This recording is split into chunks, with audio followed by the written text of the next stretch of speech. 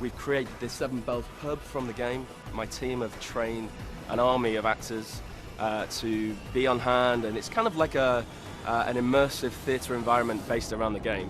One of the challenges today was actually working with technology and allowing people to play state-of-the-art tech and games, but also making it Victorian, right? We've actually distressed the whole room, we've recreated a kind of workhouse feel. It's really got the kind of character of the Rook's Den from the game.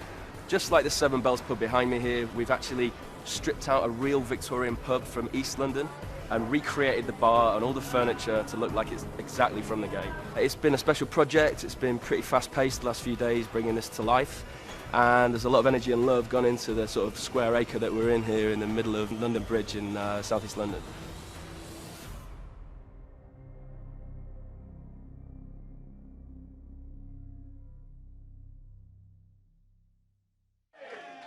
So that's how the night was put together. Shall we go in and take a look? This is the Seven Bells pub. Check it out.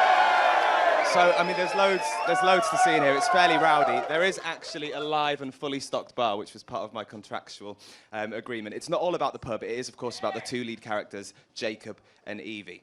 They are the real stars of the game, and later on in the show, we're going to have an exclusive gameplay which you'll get to see from either one of their perspectives. But you have to vote by heading online now to ign.vote. Assassin's Creed Syndicate gives you the chance to roam the streets of Victorian London as brother and sister protagonists Jacob and Evie. Tonight, you can help decide if the exclusive clip we're going to be showing at the end of the live stream is played from Jacob or Evie's perspective. Simply head to ign.vote to vote for the character that you want to see coming up in the live show.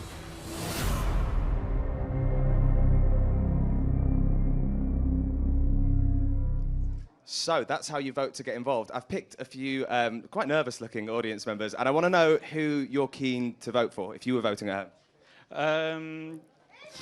Evie. Loads of cheers for Evie. Evie is a popular... Why Evie? She's probably one of the biggest female assassins that would be good to play as. Be exciting. And she's badass as well. What about you? Who would you... I'd vote for Evie as well. Evie as well. Evie's a popular choice. If you're still having trouble making up your mind, let's cross now to game director Scott Phillips and audio director Lydia Andrew to get a bit more insight into the game. In Assassin's Creed Syndicate, we have two protagonists for the first time. And one of the things we really wanted to do was give the player the opportunity to play as two different protagonists, and this helps us to tell the story in a new and interesting way. So Jacob will focus on sort of the more down and dirty, trying to defeat the Templars by killing Crawford Stark, and then with Evie we were able to tell the story that's more focused on sort of the classical mysteries of Assassin's Creed, the Assassin-Templar battle, why and what are they fighting for. Evie and Jacob have very different personalities. So when you're playing as Evie, you get to experience her point of view of the world. She's more focused on the kind of classical history of the Assassins, the Assassin's Creed, and she's searching through the game to find those relics, the pieces of Eden.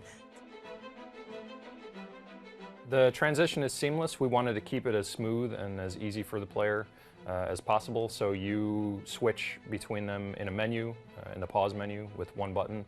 So all the activities that are available to you in the open world, everything we're exploring, gang strongholds, Templar hunts, that kind of thing you can do as Jacob or Evie. Then in the missions, you play as Jacob or Evie, depending on which mission it is. The characters do have some different skills. She has a chameleon skill, for example, that allows her, when still, to become very, or almost invisible. They also have different combat styles. So when you're playing as Jacob and you're in fights, you'll see different moves and different ways of fighting with Jacob. Jacob is a little bit more of the Edward Kenway sort of character from past Assassin's Creeds, and then Evie is more of the Altair character, very straightforward and clear.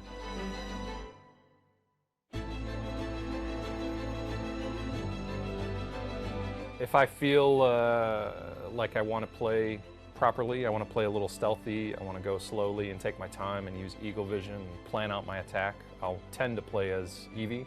And then if I'm feeling a little more angry and just, you know, screw it, I just want to go in, I just want to fight, then I'll definitely play as Jacob. So for me, it's all about how I feel at that time.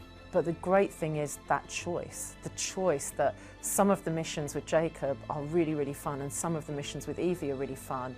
And then that often colours then, oh, well, I'll play as her a bit in the open world now, or I'll play as him a bit. So I like choice. I don't like to choose. I like to have both. So you've heard from the creators, and I'm now joined side by side by brother and sister, Jacob and Evie. I'll tell you what this is like. This is like if the wrong kid got taken home from the hospital. It's very piercing, the pair of you. What I thought we could do is have a little bit of crowd participation and find out which one you guys would be voting for if you were at home now. So I want to get big cheers. If you would vote for Jacob. I honestly thought no one was going to cheer there, and the man is right here. Evie is here. I want to cheer if you vote for Evie. Evie proving very popular this evening. Okay, so as part of putting the game together, the team spent months and months and months exploring the iconic streets and locations in London to give it its authenticity. Let's have a look at how it all came together.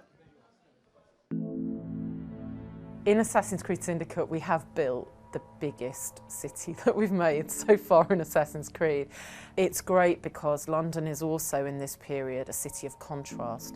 Well, I think what the game captures brilliantly is the Victorian streets. The experience you get in the game as you walk around, the things you overhear, the music from the time. Street music was very common in Victorian London, and you know, that general sort of feeling of London as a bustling, busy city and all the different people moving through it. I think the game captures that perfectly. So we had a lot of things to draw from, places where we wanted to differ from what's been done in the past, or things we wanted to do accurately. We also had historians on staff. We did as much as we possibly could to make sure that we have an accurate, believable, but not 100% recreation of that time period.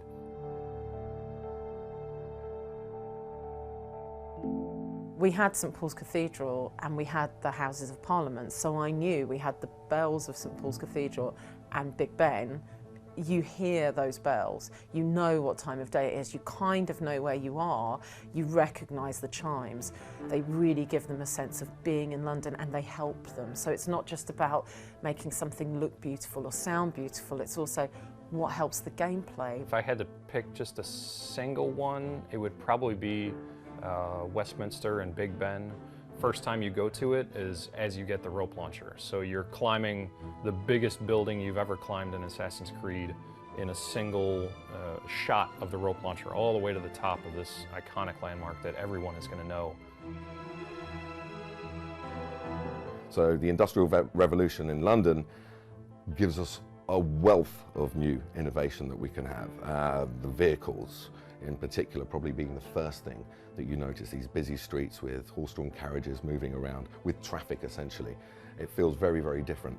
The weapons, you know, the early movements in electricity as well, all give great opportunities for new gameplay.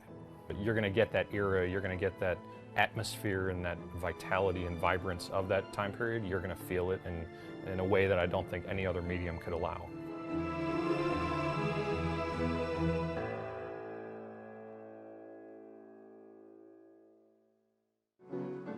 Look at this, genuine piano player. I'm going to be on there later for a number. It looks very exciting, but it's up to you to vote. IGN.vote. We only have time to show one in the show. It's either Jacob or Evie, and it's up to you. Now let's talk scrapping, shall we? Because in Assassin's Creed, combat has always been a massive, massive part of it, but brawling more so in Syndicate. Outside, we have installed a real-life fight ring, and we are now going to cross to Rory Powers, who's with Scott Phillips and Kirsten Mayhill from the dev team. Thank you very much. Rory here with Scott and Karsten, and we're going to be talking a little bit more and looking in depth at the combat in Assassin's Creed Syndicate. And what better place to do it than right here outside of our bare-knuckle boxing arena. Guys, are you going to get involved in this, do you think? Maybe later, after a couple of beers, maybe. I'm not wearing the right shoes. This is what it is for me. You know how tough it is. So, what can you tell us about the combat in Assassin's Creed Syndicate? How does it differ from previous games? I think fast, responsive, fun being at the very core of the experience. Victorian London saw the advent of concealed weapons. You can't, like in previous Assassin's Creed, walk around with a sword by your side or a rifle on your back like we've had before. So that's led to new gameplay opportunities, you know, for the sword cane, for example. cane sword, I should say. So yeah, it feels very different. And speaking a little bit more about these weapons, so a lot of the gameplay that we've seen so far, it's taking on multiple enemies at once. How do weapons play a part in that? Yeah, so crowd control is a core of the fight system. You want multiple enemies fighting you all the times in open spaces, so you're going to need to get close to them. You're going to need to bring them down to low health quickly, and then you're going to finish them all off with a flourish. And you're going to get unique ones for each of the three main weapons, the brass knuckles, the kukri, and then the sword cane. And they all have fantastic finishers. If you can get 4 of them, if you can get 4 enemies down to low health, you can have an amazing end to combat. Some good tips for these guys. You should probably let them know. Now, looking a little bit closer at Evie and Jacob, how does their combat skill kind of evolve as you play through the game? So Evie is focused on stealth. Her skills are going to be more attuned to taking time, using eagle vision, stealth, and using the threat ring to sort of take their time. Jacob is all about fight, just moving right in there. His actions are much more violent and wild, whereas Evie is more controlled in her combat. So she's going to use only the minimum amount of energy to finish fight, whereas Jacob is just going to go all out and have blood everywhere. Right, much like myself. I've heard that about you, yes. Now, obviously, a place like this is perfect for combat. This sort of environment, that's not always going to be the case in the game. So how do you think environment is going to play with combat in those types of situations? So you're going to be fighting on top of trains, you're going to be fighting on top of carriages that are moving through the streets of London, you're going to be fighting in the open spaces, those iconic locations that you can come here to London and visit. So it's really, the environment plays a part also in dropping crates on enemies, using explosive barrels to blow them up. So there's a lot of ways to engage with combat. Yeah, we should also add that there's quite a lot of fight clubs dotted around London as well. There's a lot of variety within the fight clubs, so that's a really good way to earn cash, and which you can obviously use to upgrade your gang and sort of earn respect. I mean, as Jacob is a gang leader in particular, you know, it's important for him to show his boys that he knows how to handle himself. Well, it's one thing to talk about the combat, but it's another thing to actually see the gameplay. So let's not waste any more time, and let's get a better look right now.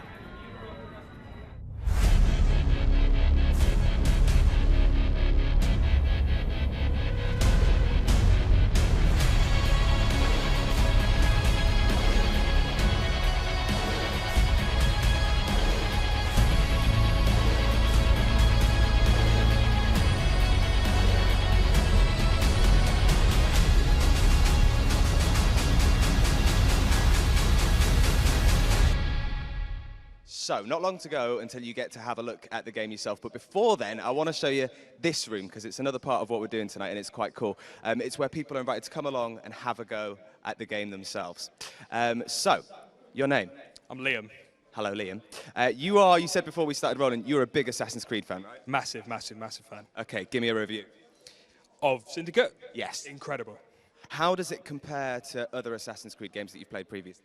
I mean, I think the biggest and most obvious difference is the fact that you have 2 assassins that you can play with now. And the other being the fact that you can play as a female assassin is great. I mean, you had Aveline in Liberation, but having Evie in a main title is just incredible. I mean, we're all about Syndicate tonight, and there's so much hype around Evie. What would you say if you had to? We've been inviting people at home to invite for who they think they should play, they should see the exclusive gameplay of tonight. Having played it for yourself, having given it a test drive, who would you suggest to them? I think you should be most excited for Evie. Most excited. Evie is proving so popular tonight.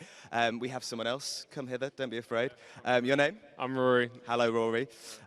You yourself, are you a big Assassin's Creed fan? Yeah, been playing it since day one. It's loving the game. How excited were you about coming and playing Syndicate tonight? Yeah, well, really excited. So, any chance to get hands-on. And what were your thoughts on the game? Yeah, I like it. Like, it looks so beautiful. Like, I'm jumping on from Black Flag, so this is like a massive jump in graphics from my PS3. But yeah, it's really good. It looks okay. And same question goes to you. We've been asking people at home to vote for who they want to see the exclusive gameplay of, either Jacob or Evie. Having test-ridden the game, what do you reckon? My girl, Evie. My girl, I love that. And also, just about the setting tonight, what was it like playing in Victorian London, and obviously the whole Victorian London theme tonight? Yeah, about time. Like, London needs more games based here, the better. Like, yeah, it's total change. Fed up of USA. Alrighty, well you need you need to get online to vote to decide who you want to see in that exclusive gameplay later on. Now we've talked scrapping, we've shown you the pub, and now it's time to talk about the sounds, because the sounds are often the underrated part of any game, and it's time to hear about how they made the sounds of Victorian London come to life with audio director Lydia Andrew. One of the things we really wanted to achieve in Assassin's Creed Syndicate with the audio was to make sure that each area of London, each borough, had its own personality, because one of the important things about the game is Jacob and Evie don't come from London. So you arrive in London with Jacob and Evie, so you explore the city together, you get to know the city, you get to know famous characters in the city together. We've gone from, you know, being in more medieval or much older feeling cities to now being in this really modern city. And having the horses and carriages everywhere in the city is actually quite a big challenge for sound people, because you need to do a lot of research to find out, you know, what's the mechanisms of those different carriages, how do they sound, how heavy are they?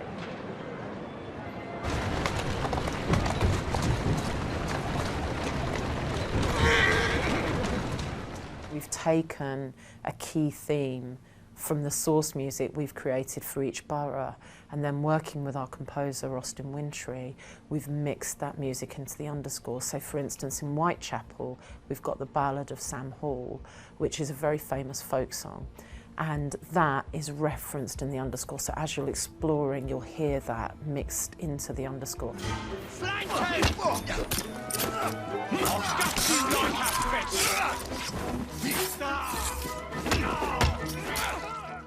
To really think about the mix between the authenticity of the real object, but also what's the story we're trying to tell, what's the drama, what emotion are we trying to give to the player, because sound can support gameplay and support information and give information to the player, but it's also trying to give an emotional tone, trying to give pace to a game.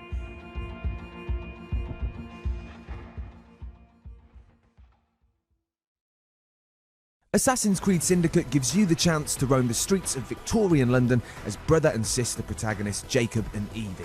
Tonight, you can help decide if the exclusive clip we're going to be showing at the end of the live stream is played from Jacob or Evie's perspective. Simply head to IGN.vote to vote for the character that you want to see coming up in the live show.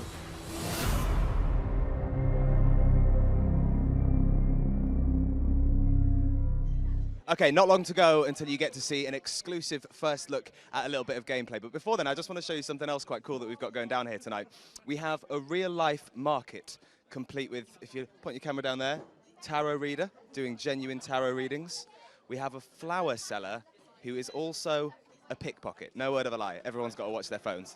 Also, just various cheeses, veg, and meat. Don't forget that later on, we'll be giving you your chance to put your questions to the makers of the game. If you're a Twitter user and there's a burning question that you want to know the answer to, all you have to do is tweet with the hashtag AskACS. Right, let's cross to IGN's Gav Murphy, who's with Lydia Andrews, Scott Phillips, and Carsden Myhill to take a look at the game. Okay, guys, we've heard a lot about the missions. Shall we have a look at one? Yes, let's load it up. Are you ready to show us this? Yes, let's load it up. We're really excited to bring 10 to 15 minutes here of footage that's never been seen before. We're going to show some open world, and then we're going to jump into a mission as well. We're going to play this sequence, this portion of the game as Jacob. How is his hat staying on if he's up that high? That's part of the assassin training. Very well fitted hats. It's Victorian tailoring. That's what's going on. So we're on top of Big Ben here? Big Ben, going to do a little bit of a tiny leap here. I think they like that. I think he's okay. Okay, he's good. It's always questionable. So in this sequence, we're going to go run around Westminster borough here a little bit. We're going to see, like I said, some open world gameplay. You've got the Thames right there. The Thames. Thames. Come on, come on. I'm sorry. The two Londoners were just like, what did he just say? So as you can see, you've got carriages everywhere throughout the city that you can drive to any borough anytime you want. You've also got the Thames right here, full of traffic.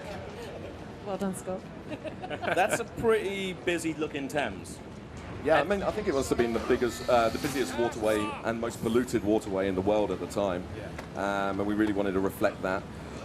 Boats going everywhere, and on this particular objective here, we have to steal the manifest before the boat gets to its destination. So you've got a little timer there.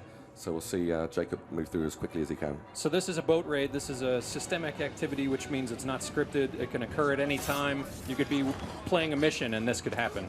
And you can engage with this. This is about taking cargo from your enemies in order to give the rooks money. And it's one of the important things when exploring this incredible city and seeing the river and seeing other areas. These activities are available to you all over the place. So there's really good reasons to explore and to try different things and just to have a go. And you can do this with Evie or Jacob, all of these activities.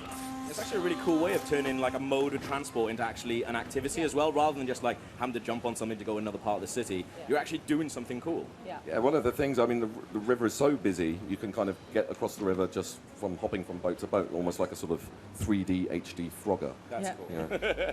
Yeah, we try and do it without falling in, and there's a bit of a cheer if you manage to make it all the way across the river without getting in the water. Getting typhoid. Yeah, don't go in the water. Don't drink the water. Don't drink the water. So Jacob is marking the cargo here. That means when he gets to the dock, it's going to get picked up by his team, by the rooks. In the bottom left, above the mini-map, sometimes you're going to see a little pop-up, and that's indicating that you're doing something, an assassin action. You're doing something well. You're going to get extra experience points, which means you'll gain your skills faster. So we're sort of promoting you to do double kills, assassinations, driving well, all those sorts of things to promote good assassin gameplay. You want him to be a good assassin, basically. Indeed, we do. So you've won, you've got some experience, some crafting resources, which you can use to make better weapons. Now, this activity was given by Ned Weinert, one of your contacts that you meet throughout the city. Okay. You're going to have many of these contacts, and they're going to give you activities all over the city for earning income, as well as taking over the city of London and giving it back to the people. So rope launcher in full effect. No trains coming. That's lucky. That's always really good. Like, why did you guys want to come to London for this Assassin's Creed?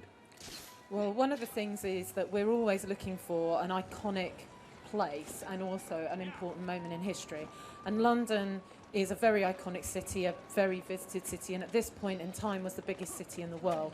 So it seemed like a great place to be. And also the Industrial Revolution was such an important moment in history and something that we still see. If you're in London today, you see these buildings, you see this time period.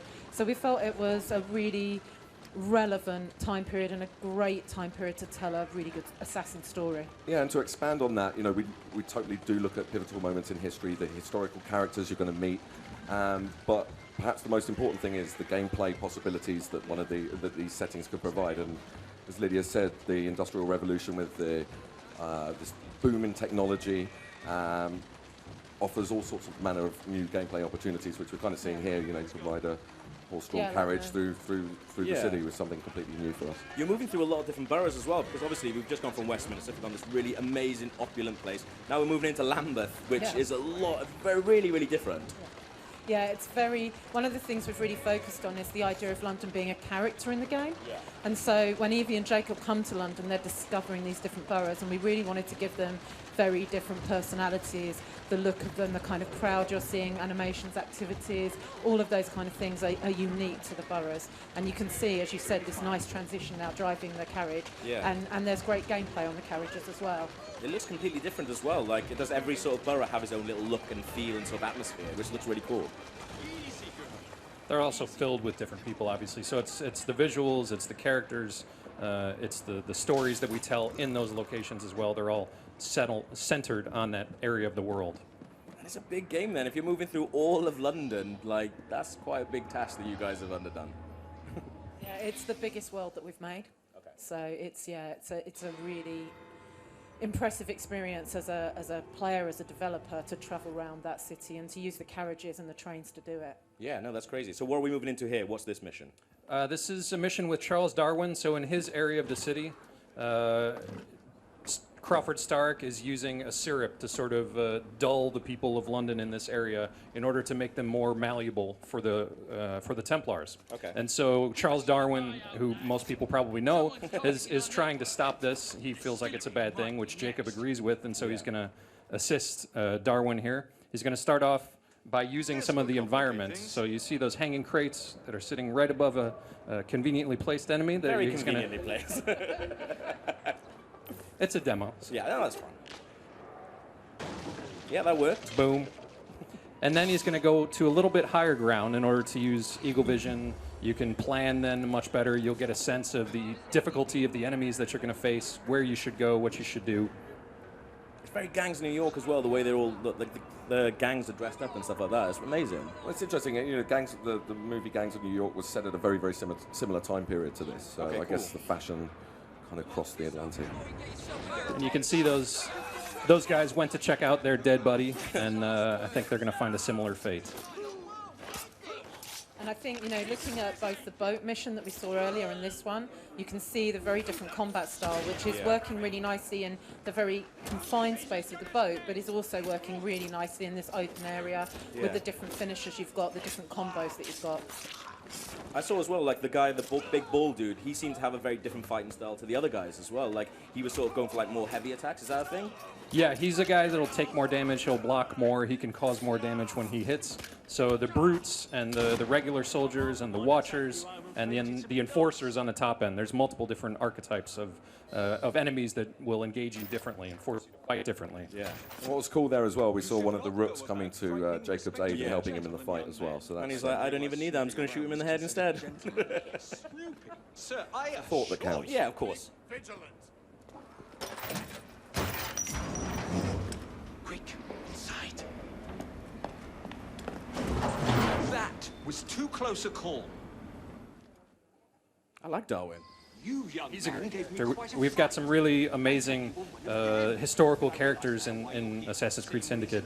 Darwin at the time was, I think, around 80, but he's so alive. He loves exploring. He loves investigating things, and so his character is really excited and sort of silly and fun for Jacob to interact with. Yeah, Great beard as well. Yeah, the writers have done a really great job on working to really bring these historical characters to life. And there's an awful lot of research that goes into the game, so there's a lot of authenticity there, but we're also trying to interpret them in the context of Assassin's Creed, in the context of London. And the writers have done a great job at bringing these people alive. And there's lots of times when we're playing the game, you really are laughing out loud. You're really enjoying the humour and the vitality of the characters you're coming across. Well, you told me an amazing story earlier about just you were watching the game and then you saw like an interaction between two like NPCs and you're like, if I hadn't been watching that specific time, I would never have seen that. Yeah, I was actually in this district, which is very close to where we are tonight. It's actually very close to here. And I was just waiting for my colleague to come back. We're mixing the game. And you see a little kid standing in the road, I think selling something, and a guy walks up and says, can you tell me the way to Regent Street? And she says, yeah, you just go over there around the corner. And I'd never seen that before. And I was just like, wow. And my colleague came back and went, you totally missed this amazing moment in the game, this systemic moment. So those little things really bring it to life.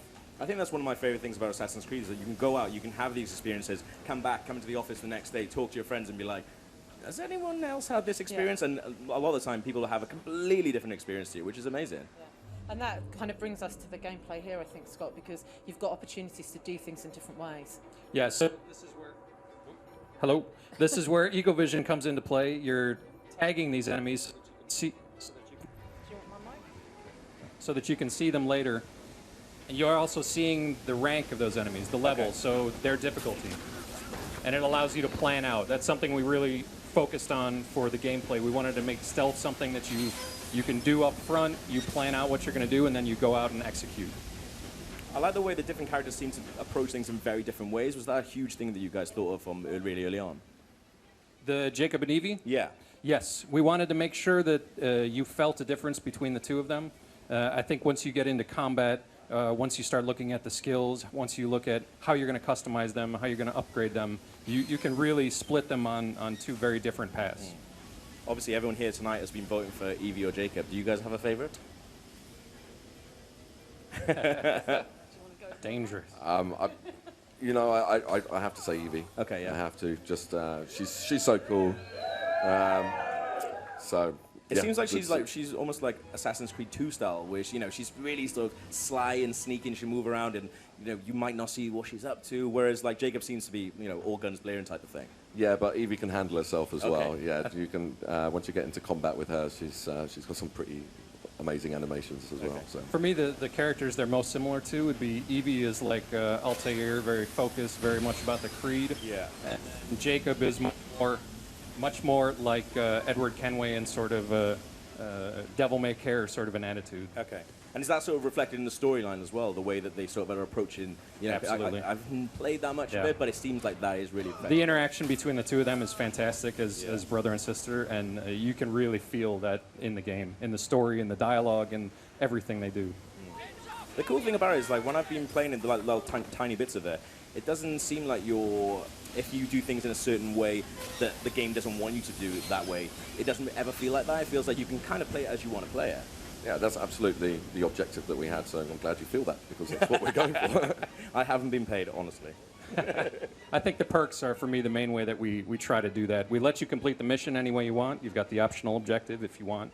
You've got the perks that will reward you for doing double assassinations, or on the other end, multi-kills. So it's, if you want to go in and just run in and kill everybody, you're going to get perks out of that. Yeah. Or if you want to be really stealthy, you're going to get perks out of that as well. And it's that player choice thing. We want choice as players. We want to give players choice.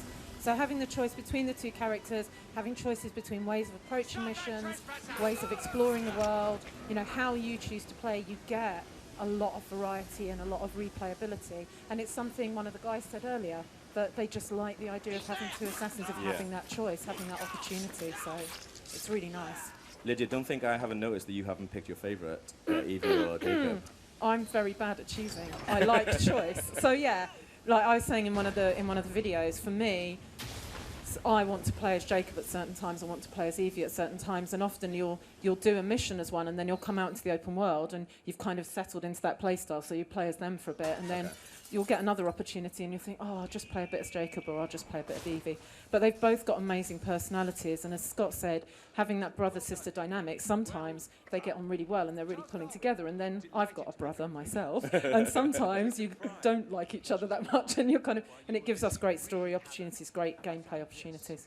Darwin seems a little bit too happy that you've just set fire to a massive building. Oh, yeah, but it's full of soothing syrup. He's trying to liberate the workers. Okay, that's really good then. So let's come to did we do well on this mission? Yes. Everyone's saying we did, so that's good. It was Jacob style. It was very upfront, a lot of fighting. Yeah, there was a reward for going through undetected and just taking everyone out with the gas at the end. But that's not really Jacob's style. Yeah, it doesn't seem like Jacob's style. In fairness, that probably wouldn't be my style either, I don't think. But guys, thank you so much for showing me this. We are now going to throw back to Phil. Phil, where are you? Thank you, Gav. That was very, very cool. They couldn't decide a favourite, but can you? There's still a little bit of time left to get your vote in to decide if you want to see it from Jacob's perspective or Evie's perspective later on in the show. IGN.vote to make your voice heard. So you've seen the game in action, but do you have any burning questions for the folk behind it? You can get your questions answered by tweeting now. The hashtag is AskACS. Luke is now sat with the dev team. Luke, over to you. Hello, thank you, Phil. So joining me on the sofa right now is Scott, Karsten, Lydia and Lee to answer the questions that you've been asking all week. So we've got quite a lot to get through, so we may as well kick off with one from Twitter, which is from Sirwa Abagoyi, saying, how will the Fry twins interact with not only each other, but also the player as the Assassin's Creed series' first dual protagonists? Yeah, do you want to go with that one, Scott? Sure, yeah. No, they're brother and sister, like I said a little bit earlier, so they're going to be, they want to team up, but they also start fighting a little bit against each other. They're going to, I'm not sure if this is, they're going to push each other a little bit. They're going to want to see, Jacob wants to push Evie towards a little bit more chaos. Evie wants to pull Jacob a little bit away from the chaos. Jacob loves the idea of having a gang, and so he's the one that gets out there early in the game. He has, you can see him, he's giddy about the idea of having a gang. Yeah, and I mean, they have the same objective, which is get rid of the Templars that are ruling London, and They just have different ways of going about it, basically. Are we going to see any big sibling fights anywhere in the game, perhaps? There's plenty of sibling rivalry between the two, don't worry. Yeah. There is a little bit, but we'll also see that Jacob follows the story of taking out the Templars and Crawford Stark directly, and then Evie is looking for the Piece of Eden. She's looking for that mysterious element of Assassin's Creed, and she really focuses on that. So I think the split between the two of them allows us a lot of opportunities. Cool. So just thrown over to Lee for a little bit. You know, we've seen a lot of Victorian London tonight, and as an expert in all things Victorian, you know, what do you think of it? How accurate is what we've seen? I find it just mind-blowing. I mean, it takes me back. I've spent the last 15 years researching Victorian London, writing about it. But you're in it, you know. I've climbed Nelson's Column, you know. I've jumped over the Thames on barges and steamboats. It's just incredible, and the attention to detail that goes into this game is just astonishing. You know, even the road surfaces, you know, the sounds made by the carriages. It's just amazing. Cool, fantastic. So then Jake Wade wanted to know, in previous games, we used to see quite a lot of the modern day storyline, and that's kind of fallen by the wayside slightly. Will we be seeing any modern day or Animus storylines again in this one? I've got the mic, So yeah, if you're here tonight at the event and you've actually been able to play the game, you'll see that there are present day elements in the game, but if you're not here, I'm afraid you're going to have to wait to play the game at home to see where that goes. But yeah, tonight people who've got hands on have got to see some elements in it. I don't know if anyone wants to add anything else to that. Okay, cool. You're going to save some spoilers for release. Spoilers. We don't want to spoil it for people. That's fair enough. Okay, cool. So I think we actually have some questions from the floor as well. Some audience questions. Yes. Hello, Elsa. Hello. Firstly, costume is ace. Thank you. This is what I like, a nice bit of effort in terms of attire this evening, and there's some brilliant costumes. We're going to get onto that later on. You have a question for these guys. What is it? Yes, I wanted to know, how did you balance the historical accuracy, the Assassin's Creed mythology, and fun for the players? That is a really strong question. It's a challenge for sure. I mean, there's so much history with the brand of Assassin's Creed, with that series. There's so much history just of London. That 1868 time period is probably the most well-known or the most well-documented of any time period we've ever done. So we have a lot to live up to. We have a lot of reference, but we have a lot to live up to, and it's easy for anyone to sort of compare the two of what we've done versus what actually existed.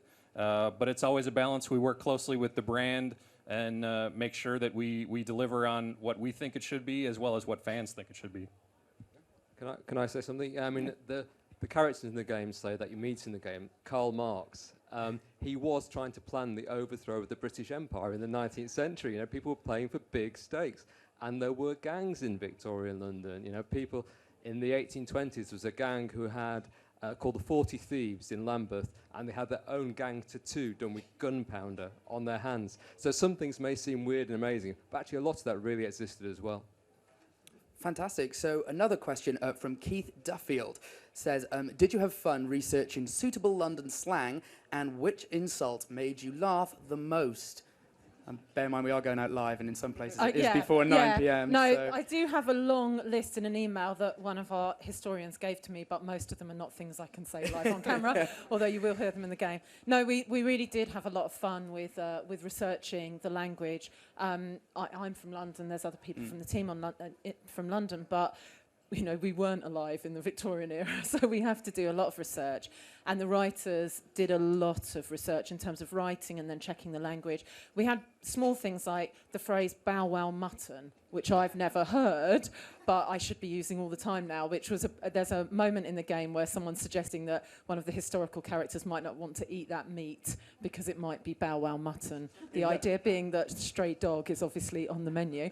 And there's other words like that. And obviously working with people like Lee and looking at the historical context for those words was a really interesting part of the job. Yeah, and I think also, you know, pretty much every word in the dialogue has been worked on by historians. And if you are a Londoner and you play this game, you'll be astonished how incredibly realistic and accurate it feels. And I'm not sure if we got in bags of mystery, which is another word for sausages. Again with the meat. Again, the mysterious meat in Victorian London, yes, definitely. Awesome. So I think any more from the floor? We have another one, I believe. Over this way. I'm joined by Thomas, and I just want to point out, Thomas, I just went to shake his hand to say hi to him. He has knives down his sleeves, which I absolutely love. Thomas, your question. Hi guys. How hard do you find it designing new kind of costume types while still managing to maintain the overall assassin image? Kind of what makes an assassin to look at? So yeah, I mean that's a key moment of production, and something that a lot of people are involved with. Obviously the artist, the art director, but it's something that everyone wants to have input in. So it's always a big discussion at the start of the project. It's one of the first things that we work on, because it's one of the first things that we release to the public, the look of the new assassin. We definitely, again, use historians to help us. In this particular case, we work with experts in the field of Victorian fashion, and we just work very hard to just get that sort of je ne sais quoi mix of assassin look with authentic Victorian streetwear, I guess. And I think we've done a good job with our two protagonists this year. Do you Yeah, wanna I mean, add it looks anything? amazing, and I know from talking to someone who's worked on the project that they actually scanned real Victorian fabric to create the costumes, and that again just shows the level of detail and thought that goes into these games. It's amazing. Cool. So another question that we've had from Spence Collins as we edge ever closer to modern times is: do you reckon we could have an Assassin's Creed game set in modern times? Like World War came up quite a few times as a question. I mean, certainly there's been a trend, a noticeable trend of moving towards now in the timeline. It's not always been the case, though. Assassin's Creed 4 Black Flag happened before the events of Assassin's Creed 3. So because of that, there's no guarantee that we're going to move forward in the future. You'll just have to wait and see. So history's our playground. We can jump around and go wherever we like, and that's the really, really cool thing. And maybe one day we'll go present day. Maybe we won't. Let's see. Cool. Okay. So more questions from the floor, I believe. Yes. I'm joined here by Ryan. Ryan, you have a question? Hi guys. So you've only ever been able to play one character in the AC series. What inspired you to make Jacob and Evie co-protagonists?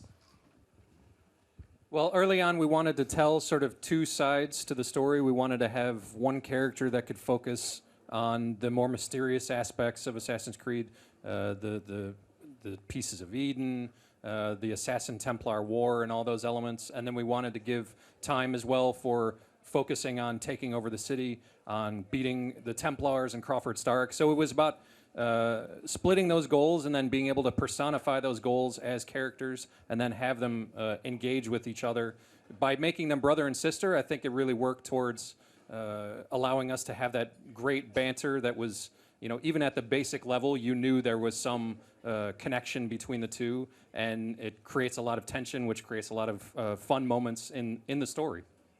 Cool. So Carson Tate wants to know, if the twins, Jacob and Evie Fry, turn out to be likable characters, could we see them in more games like Ezio had his trilogy? So obviously, we've heard lots of vocal support for Evie tonight. Could she possibly be cropping up again? I mean, it's a similar answer to the one I just gave about the president. I mean, it's possible. It's definitely possible. We're really confident that the characters will be much loved. And yeah, I'll just say it again. Assassin's Creed is just wonderful for that. We have all the time periods that we could available to us, and we have lovable characters that we could bring back, or we have the potential to bring and create many new wonderful characters as well. So we'll just have to wait and see. Sorry. We're trying, guys. We are trying for you. Okay, so I think another question on the floor? Yes, we have one more question. Hello, Tom. Hi. How difficult is it to balance the real history with Assassin's Creed lore, and what do you find most challenging about that?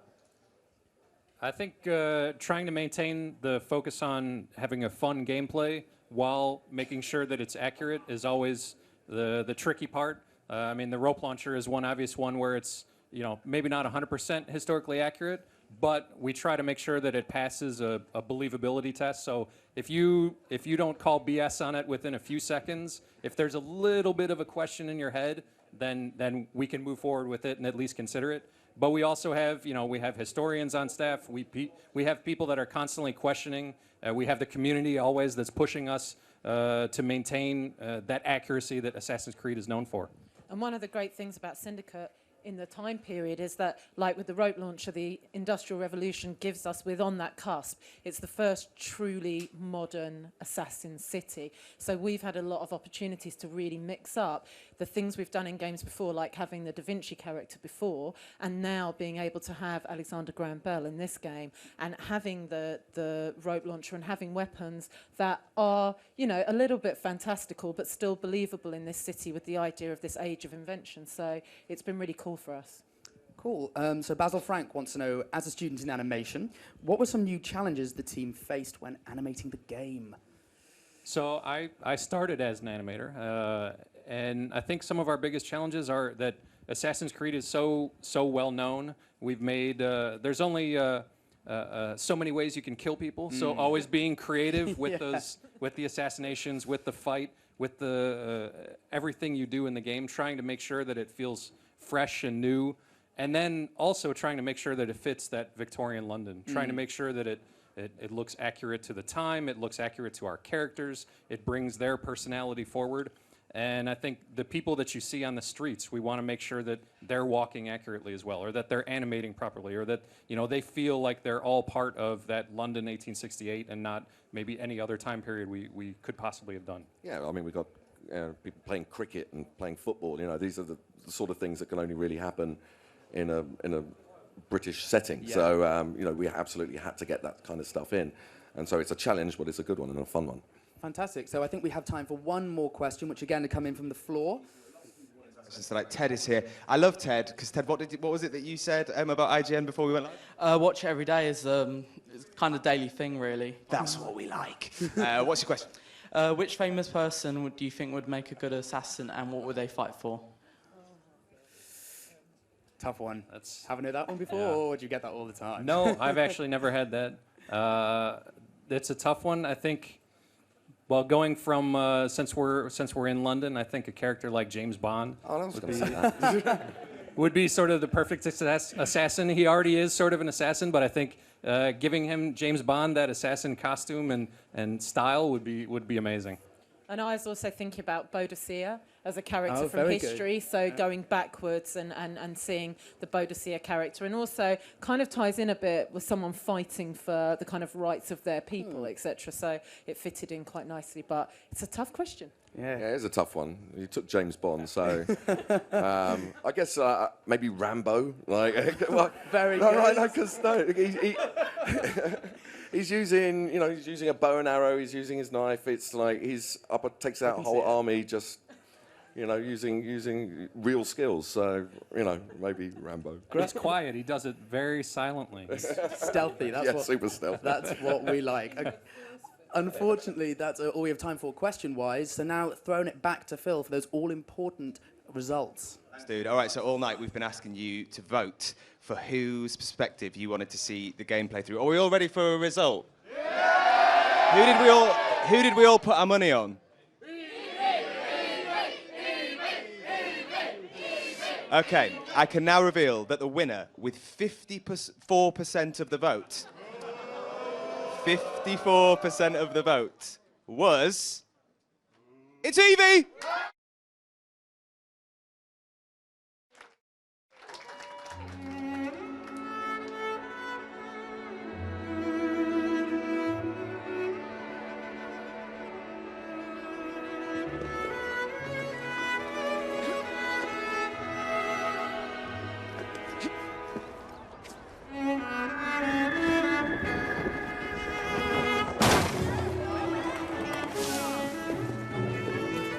Best in the old city. You think she has? Yeah, how about this is a bloody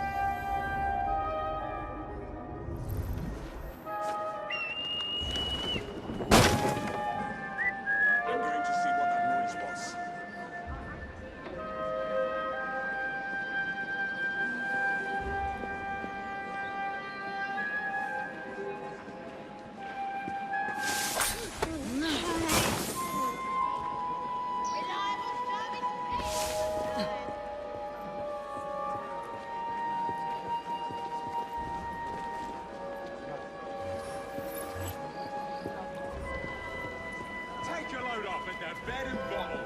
Once you come, you'll never want to leave.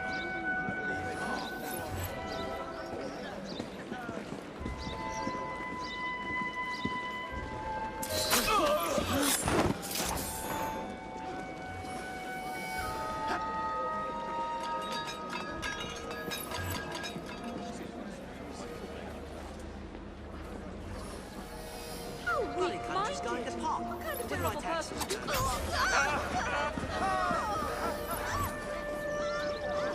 Oh, this one's brown bread. Have mercy on a poor soul!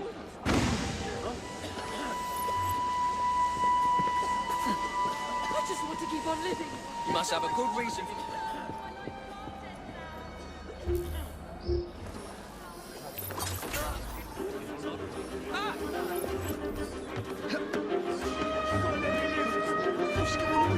What's she doing? Might be a tanner and all. There's a treasure